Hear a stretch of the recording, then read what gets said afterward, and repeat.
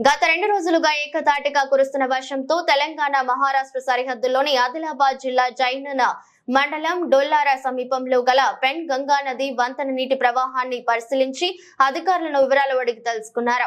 అతి భారీ వర్షాలకు వాగులు వంకలు పొంగి పొర్లుతున్న సందర్భంలో కామాయి గ్రామానికి రాకపోకలకు అంతరాయం ఏర్పడింది.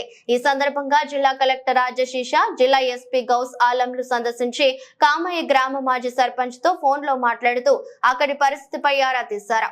రేషన్ కు సంబంధించి నిత్యావసర సరుకులు, వైద్యానికి సంబంధించిన మెడిసిన్ అందుబాటులో ఉన్నాయా అని అడగ్గా అధికారులు ఉన్నాయని తెలిపారు. భారీ వర్షాల కారణంగా ప్రజలు సురక్షితంగా ఉండేలా అన్ని సహాయక చర్యలు చేపట్టేందుకు అధికార యంత్రాంగం పూర్తిగా అప్రమత్తంగా ఉండాలని ఆదేశించారు. కలెక్టర్ తో స్థానిక తహసీల్దార్, రెవెన్యూ సిబ్బంది మరియు పోలీస్ శాఖ సిబ్బంది తదితరులు ఉన్నారు.